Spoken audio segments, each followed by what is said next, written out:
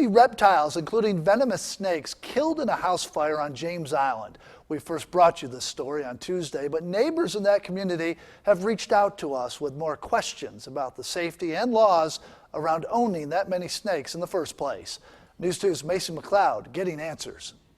After our story aired on Tuesday, some neighbors reached out to me with concerns.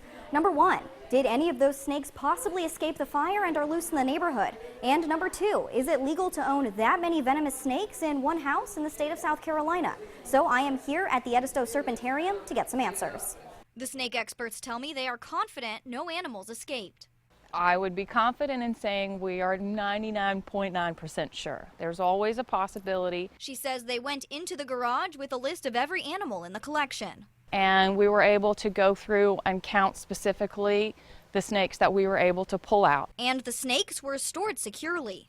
It was too much fire for them to be able to get out. And the aquariums that they were in, the damage that was done to those aquariums was simply glass cracking and being able to leak out of the water containers. Most of the snakes that we did find were still in the aquariums and they had perished due to the heat and the smoke inhalation. Surprisingly, 4 snakes did survive the fire. It was these 4 cottonmouth moccasins that were pulled out of that garage. They survived by sitting in just a few inches of water, and they are now being cared for by the Edisto Serpentarium. They're physically well. They didn't receive any burns. They're moving around, and so it's just kind of a waiting game to make sure that the smoke inhalation doesn't take a toll. Reptile experts tell me the homeowner was well within his rights to keep these animals in his home.